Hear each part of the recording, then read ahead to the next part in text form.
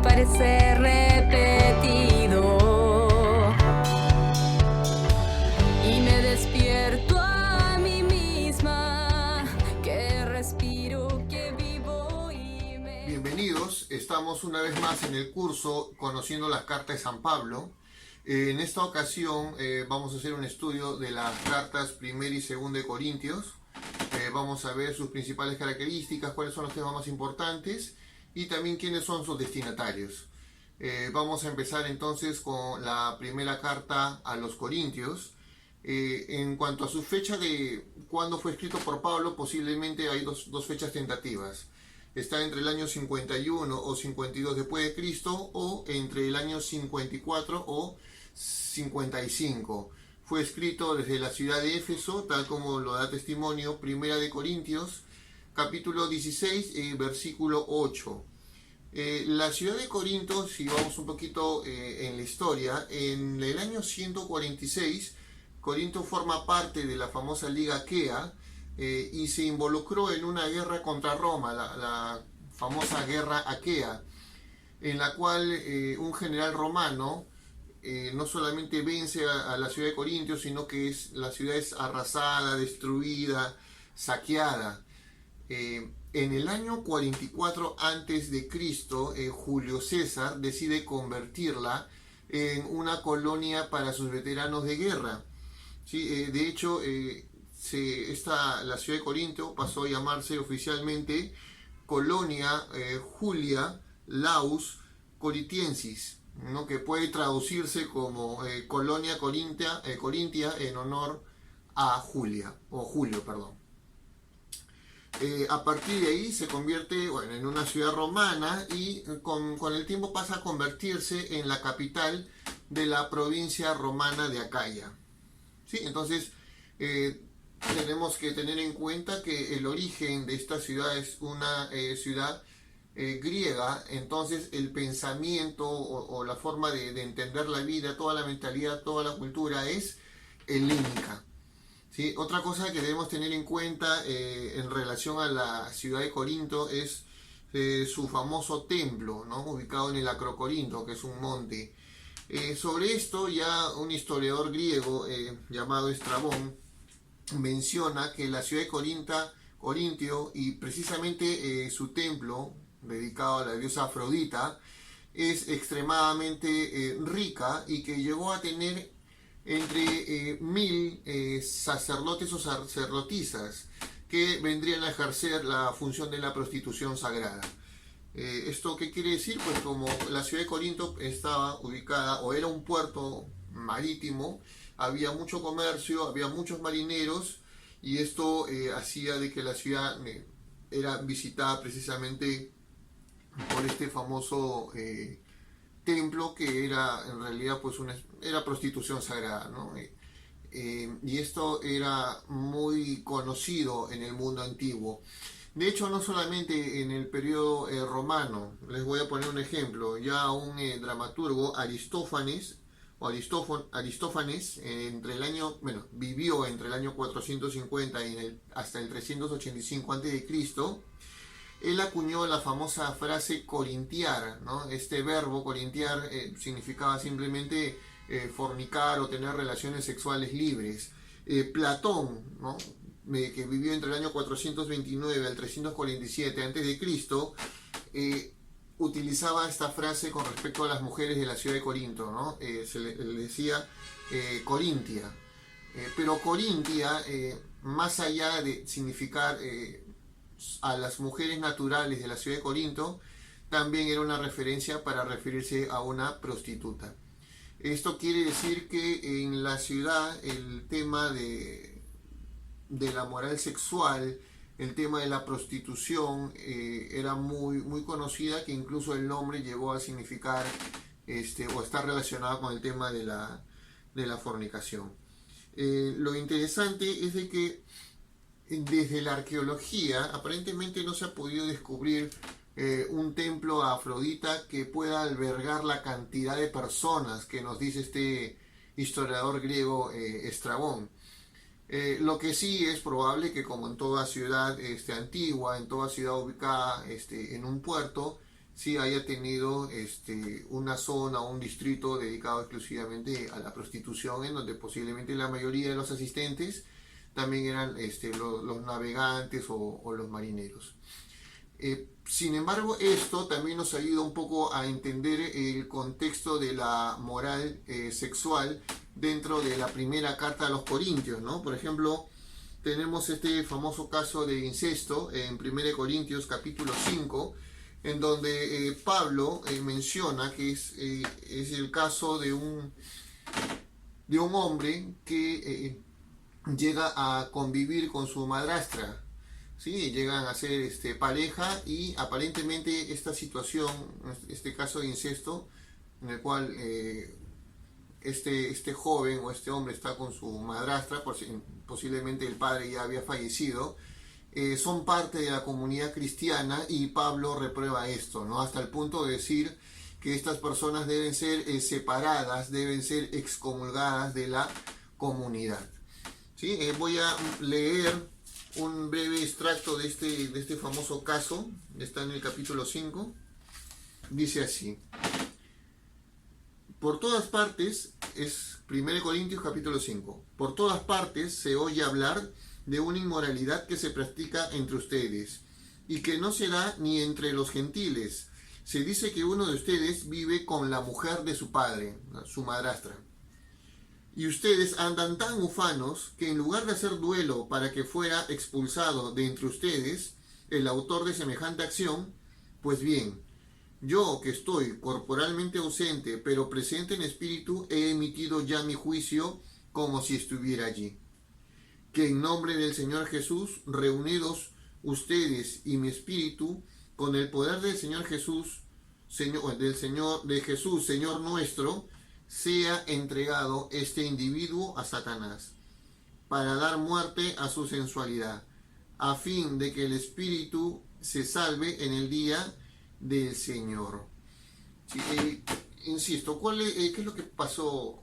¿Qué es lo que Pablo está tratando de escribir? Deben tener en cuenta que en el mundo antiguo los hombres solían casarse con mujeres jóvenes. Por ejemplo, puede haber el caso de un hombre adulto o un hombre de 35 o incluso de 40 años o de más, se casaban con adolescentes, con mujeres pueden ser de 15, 16 años.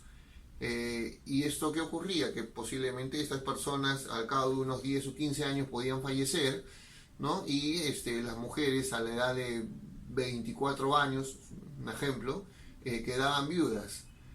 Posiblemente en este caso este esposo, este hombre mayor, falleció, y en su casa quedaron su hijo y su esposa, que posiblemente haya sido una mujer joven, y vivieron como parejas, un caso incestuoso, y son parte de la comunidad cristiana.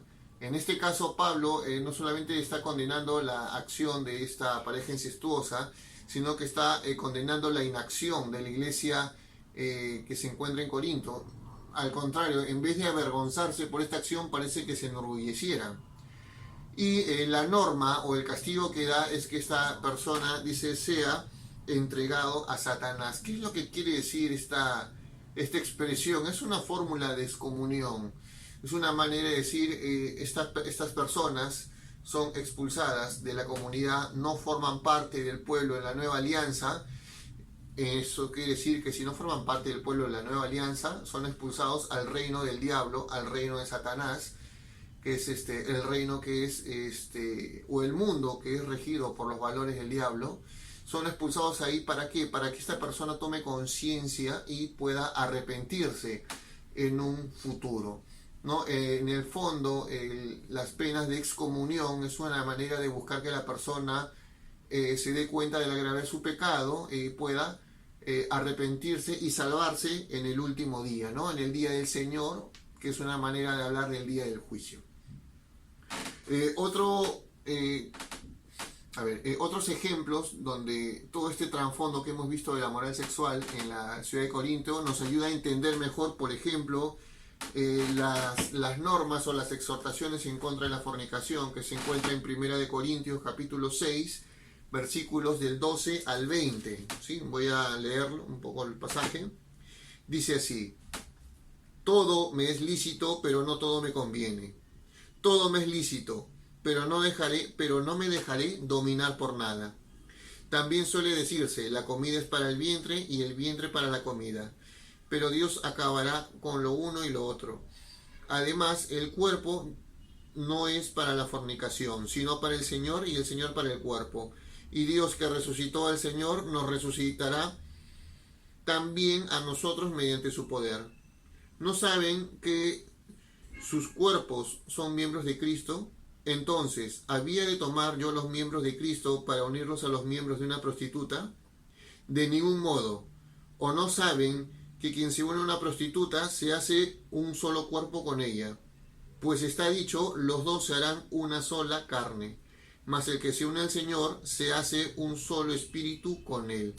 En este caso, aquí San Pablo está haciendo una reflexión a partir de Génesis capítulo 2, ¿no? Cuando el texto sagrado dice, ¿no?, que el hombre dejará a su padre y a su madre y serán una sola carne. A partir de esta reflexión de que el hombre y la mujer se hacen una sola carne, quiere un poco reflexionar sobre el tema también de la moral sexual. El cristiano, por un lado, está unido a Cristo, ¿sí? Y por otro lado, el dato bíblico de Génesis, en toda relación sexual se une en una sola carne con una mujer. Entonces, cuando una persona, un varón, comete acto de fornicación o cuando se une a una prostituta y es cristiano, está, vamos a decirlo de esta manera, es como si estuviera profanando el nombre de Cristo, porque está profanando su cuerpo, que a la vez es templo del Espíritu Santo. Sí, insisto, ¿por qué en esta carta se insiste en este tema de la fornicación? Precisamente porque la ciudad de Corinto es conocida en esa época por ser una ciudad con una moral sexual bastante relajada. Acuérdense que tenemos el tema del templo Afrodita, que era donde había prostitución sagrada, podían haber burdeles también. Acuérdense que era una ciudad portuaria. Todo esto nos ayuda a entender mejor este contexto, ¿no? También, por ejemplo, cuando en todo el capítulo 7 de la primera carta a los Corintios habla sobre el tema del matrimonio y la virginidad, el trasfondo viene a ser el mismo, el tema de la ética o de la moral sexual. Los habitantes, o mejor dicho, la iglesia en Corinto son cristianos o son paganos convertidos al cristianismo. Lo interesante es que en esta carta se hace una especie de clasificación entre los cristianos débiles y los cristianos fuertes. ¿Quiénes son los cristianos débiles? Son aquellos que recién están iniciando en la fe, aquellos que su conciencia, su fe todavía están en proceso de maduración, hay cosas que todavía no comprenden, se escandalizan por varios temas. Los fuertes en la fe serían aquellos cristianos que ya tienen bastantes años en el camino de la fe, que se supone en teoría tienen una conciencia más fuerte, saben discernir qué es lo bueno y lo malo desde la perspectiva del Evangelio. ¿Sí? También tenemos una manera de clasificar a esta iglesia, es por su estrato social. Hay una amplia mayoría que son pequeños comerciantes, son artesanos, hay esclavos, y hay una minoría que aparentemente es de una clase acomodada, vamos a decir, de la aristocracia de la ciudad, y estas diferencias sociales se hacen sentir y manifiestan un problema en la comunidad de Corinto. ¿Cómo lo sabemos esto? Precisamente por el 1 Corintios capítulo 11, en los versículos desde el 17 hasta el 34, se menciona que hay un problema en la cena del Señor, que vendría a ser la Eucaristía. ¿Sí? Voy a leer los primeros versículos a ver de qué trata este problema. Dice: al establecer estas disposiciones, no puedo felicitarlos porque sus reuniones son más para el mal que para bien. Sobre todo, oigo decir que cuando se reúnen en la asamblea, hay entre ustedes divisiones, y en parte lo creo. Desde luego, tiene que haber entre ustedes disensiones, para que se ponga de manifiesto quiénes son auténticos. Pero, cuando se reúnen en estas condiciones, eso ya no es comer la cena del Señor, pues cada uno come primero su propia cena, y mientras uno pasa hambre, otro se embriaga. ¿No tenéis casas para comer y beber? Eso, o es que desprecian la iglesia de Dios y avergüenzan a los que no tienen. ¿Qué esperan que diga? ¿Que los felicite? Pues en eso no puedo felicitarles.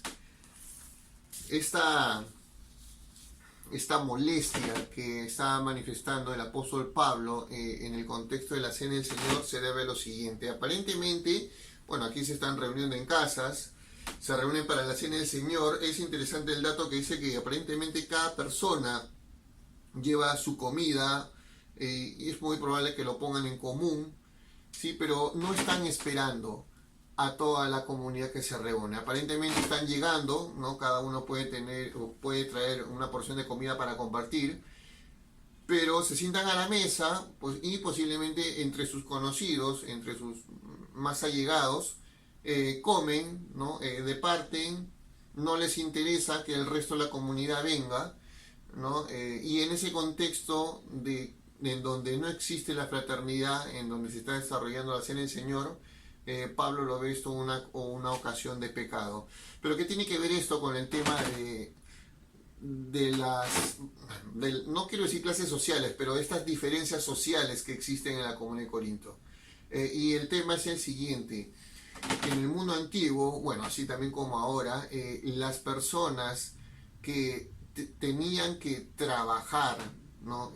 Todos los días para obtener el sustento diario, para que puedan comer ellos, para que puedan comer su familia, se les consideraba pobres, ¿no? Por ejemplo, los jornaleros, los que tenían que trabajar todos los días por unas monedas para poder alimentar a su familia.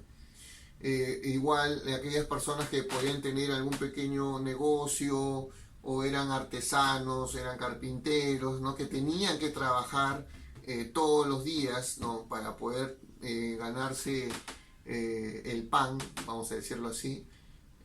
Obviamente son estas personas las que van a llegar tarde a esas reuniones. Posiblemente las reuniones para celebrar la cena del Señor se realizaban al atardecer, cuando ya la jornada laboral terminaba. En cambio, hay un pequeño grupo que posiblemente son gente de la aristocracia, gente que tiene terrenos, que contrata trabajadores. Evidentemente estas personas tienen el tiempo suficiente para poder llegar temprano, ¿sí? Entonces, este es el trasfondo del problema.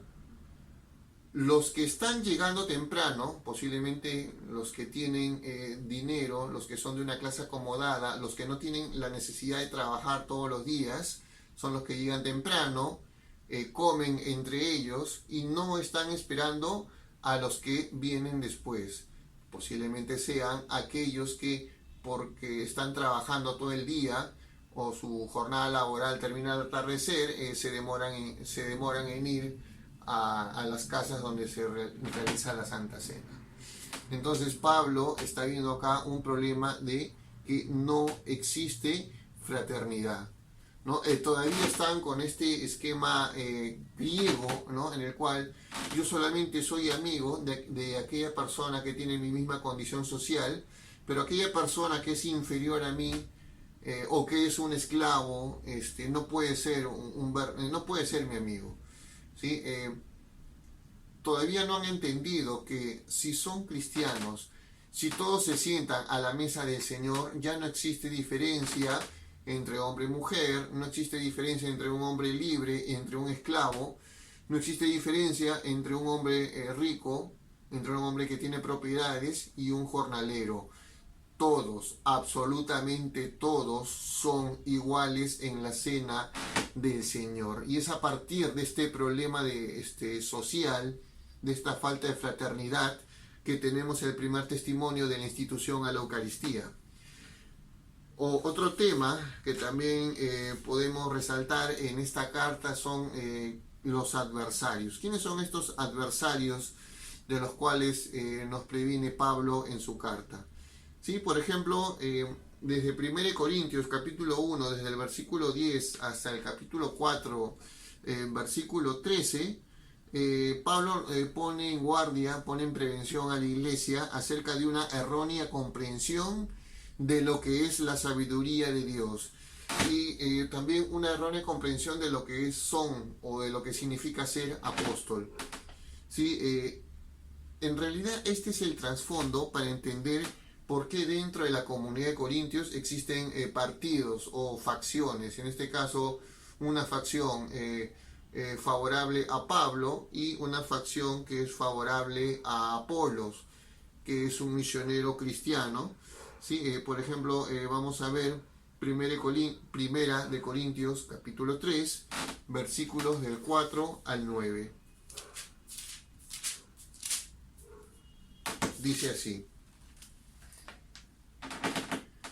cuando dice uno, yo soy de Pablo, y otro dice, yo soy de Apolo, no están procediendo según criterios humanos, pues ¿quién es pues Apolo? ¿Quién es pues Apolo? ¿Y quién es Pablo? Servidores, por medio de los cuales han creído. Cada uno trabajó según el designio del Señor. Yo planté y Apolo regó, mas fue Dios quien proporcionó el crecimiento.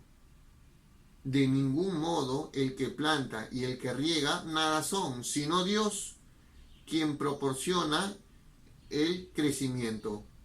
Además, el que planta y el que riega son una misma cosa, si bien cada cual recibirá el salario según su propio trabajo.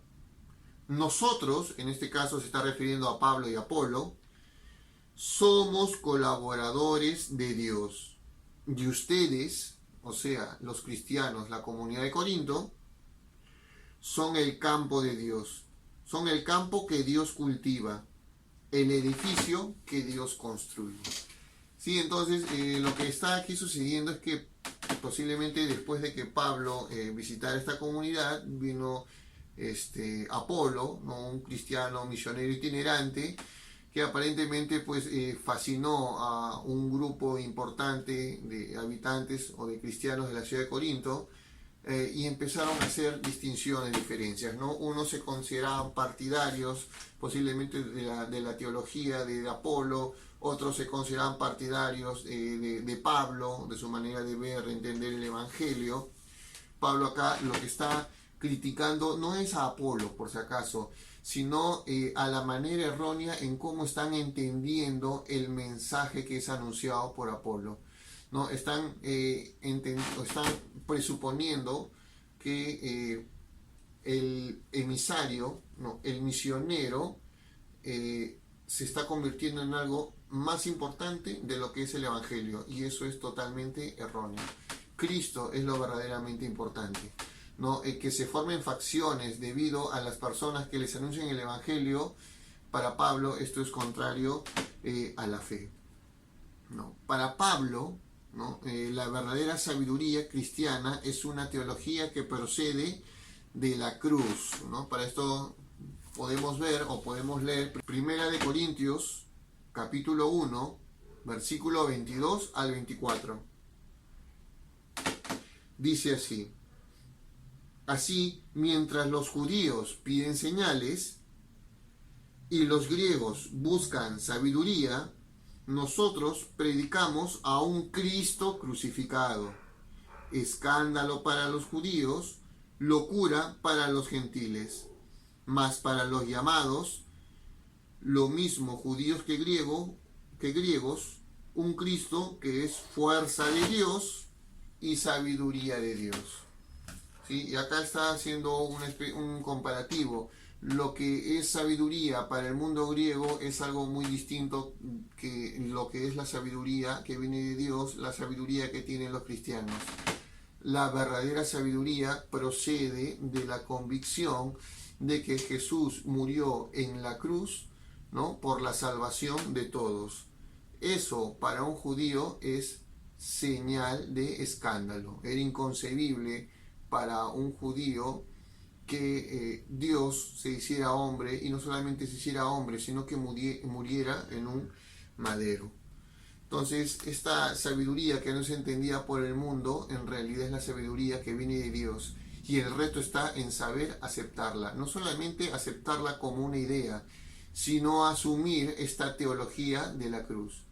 ¿Sí? Si yo quiero ser cristiano, tengo que ser como Jesús. Yo también debo participar, ¿no?, de la pasión de Jesús, de sus sufrimientos en la cruz, para poder participar de la resurrección.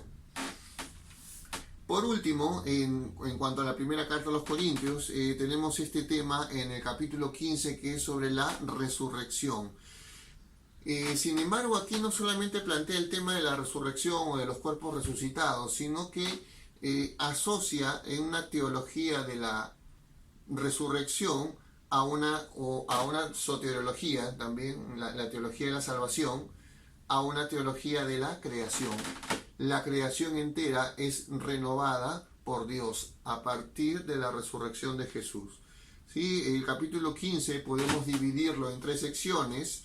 El capítulo 15, desde el versículo del 12 al 19, ¿no? El tema central es este: si Cristo resucitó, entonces hay resurrección de los muertos. En este caso, la lógica de Pablo es desde un tema particular, ¿no?, llega a una conclusión, a una verdad general. ¿Sí? Hay que tener en cuenta que los griegos no creen en la resurrección de la carne, no creen en la resurrección de los cuerpos. Para ellos lo que queda, lo que sobrevive, lo que es más importante es el alma inmortal. En una segunda sección de 1 Corintios 15, versículos del 20 al 28, hay otro tema de fondo. La resurrección de Cristo es el comienzo de la resurrección de los muertos, ¿no? Y comienza con esto la consumación del mundo. ¿Sí? En este caso, toda la creación está sometida al señorío de Cristo, absolutamente todos.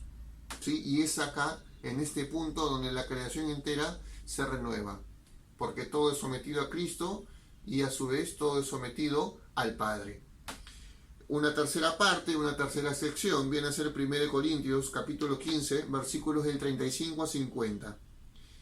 La muerte es necesaria para un nuevo nacimiento hacia aquello que ya no va a corromperse.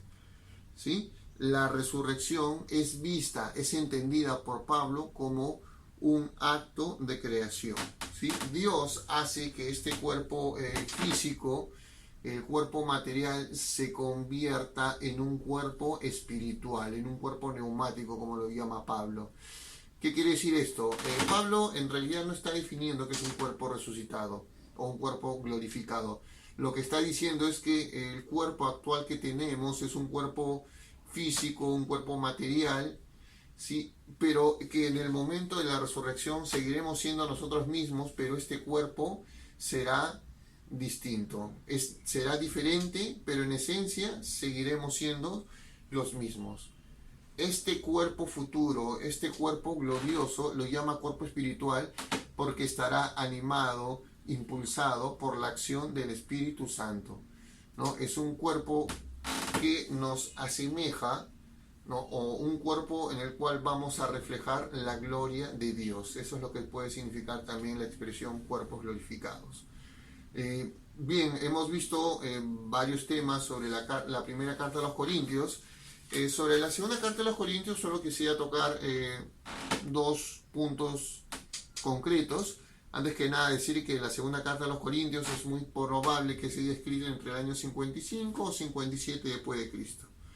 En esta segunda carta a los Corintios vamos a tener una comprensión paulina o una comprensión de Pablo que tiene acerca del apostolado, y esto lo podemos ver desde el saludo que tenemos en 2 Corintios, ¿no? Por ejemplo, Pablo, cuando escribe, tiene conciencia de que él es un apóstol, un enviado de Jesús, el Cristo.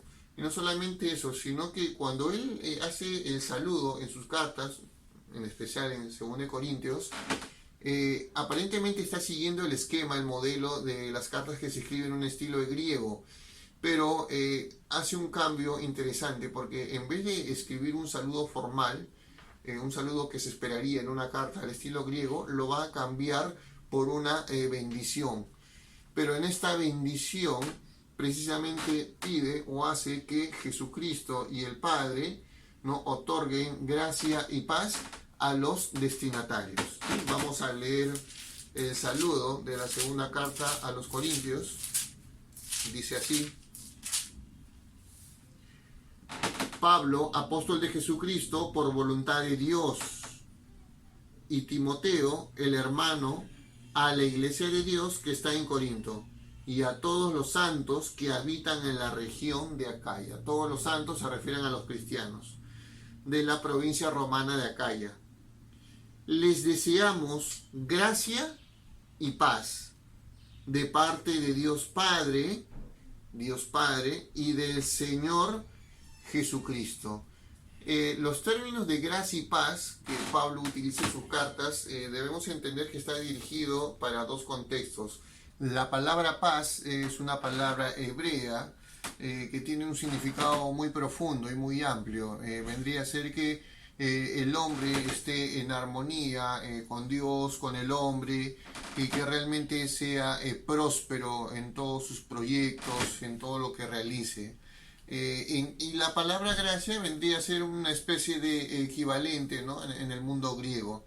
Por lo tanto, este es un saludo universal. Gracia y paz es un saludo que lo pueden entender tanto cristianos de origen judío como paganos que se han convertido al cristianismo.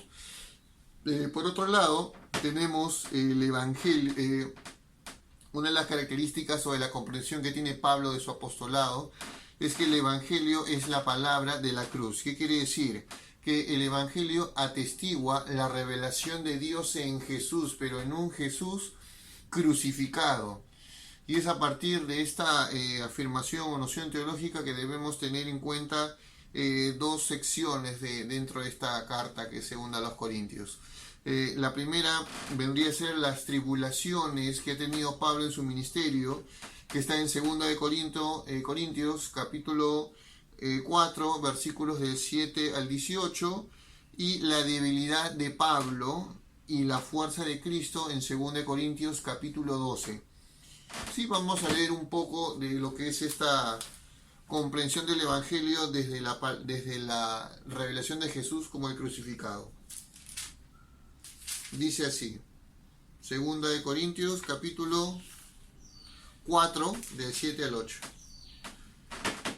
Pero llevamos este tesoro en recipientes de barro, para que se vea claramente que una fuerza tan extraordinaria es de Dios y no de nosotros. Vivimos siempre apretados, pero no aplastados, apurados, pero no desesperados, perseguidos, pero no abandonados, derribados, pero no rematados. Llevamos siempre en nuestros cuerpos, por todas partes, la muerte de Jesús, a fin de que también la vida de Jesús se manifieste en nuestro cuerpo. Pues aunque vivamos, nos vemos continuamente expuestos a la muerte por causa de Jesús, a fin de que también la vida de Jesús se manifieste en nuestra carne mortal. De modo que la muerte actúa en nosotros, pero en vosotros la vida, ¿no? Entonces, ¿qué es lo que quiere decir aquí? El cristiano, o en este caso los misioneros como Pablo, que están afrontando diversos tipos de dificultades, se sienten más ligados a Cristo porque están sufriendo, están padeciendo por Él y como Él, para que así también puedan participar de la resurrección. En ese sentido también vamos a ver un testimonio de Pablo en el capítulo 12, ¿no?, donde está el famoso aguijón en la carne. Vamos al desde el versículo 7. Por eso, para que no pudiera yo presumir de haber sido objeto de esas revelaciones tan sublimes, recibí en mi carne una especie de aguijón, un ángel de Satanás que me abofetea, para que no me engría. Por este motivo, 3 veces rogué al Señor que se alejase de mí. Pero Él me dijo, mi gracia te basta, pues mi fuerza se realiza en la debilidad.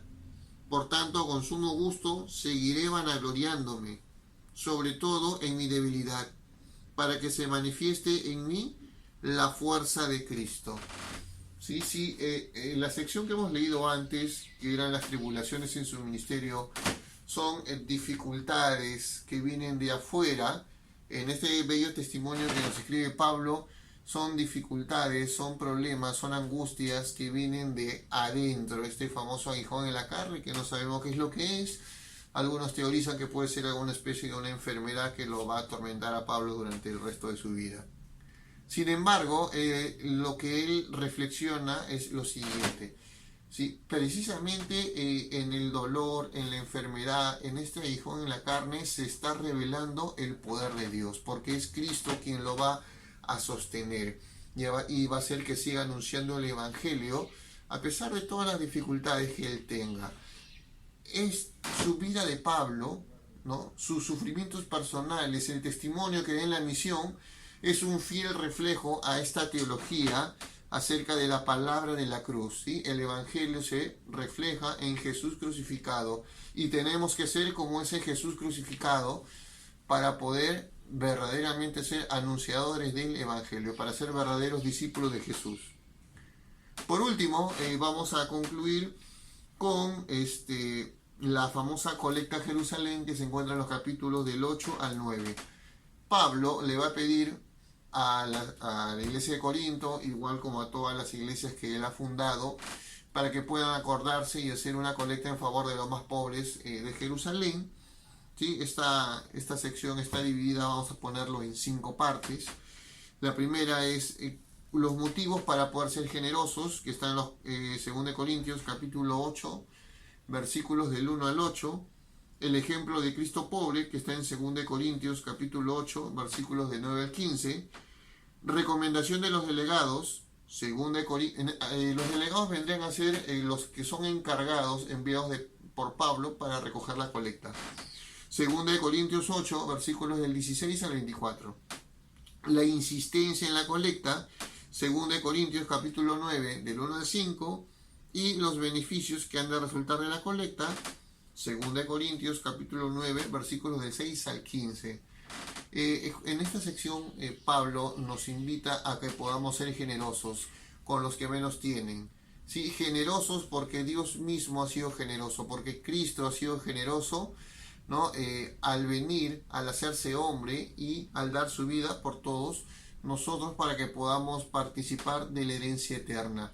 Para Pablo, el dar a los pobres no significa que yo me haga pobre. El dar a los pobres, el dar limosnas, es para propiciar condiciones de igualdad entre los cristianos.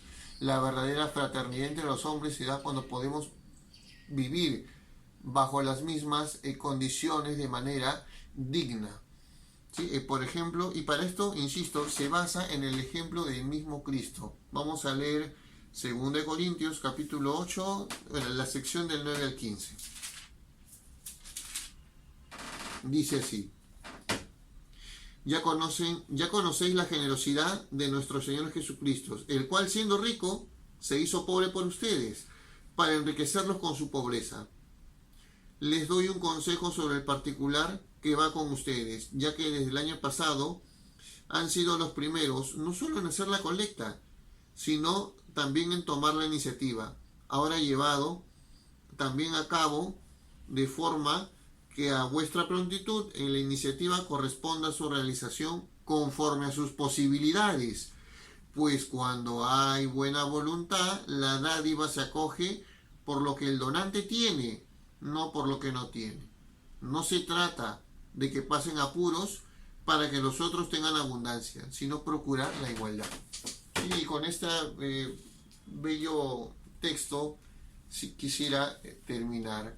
Pablo nos invita a los cristianos de Corinto, nos invita también a todos nosotros a ser generosos como lo fue Cristo, propiciar relaciones de igualdad, que nadie pase necesidades, y eso solamente lo puede hacer un corazón abierto, un corazón que realmente produce los frutos que el Evangelio va sembrando en nuestro corazón.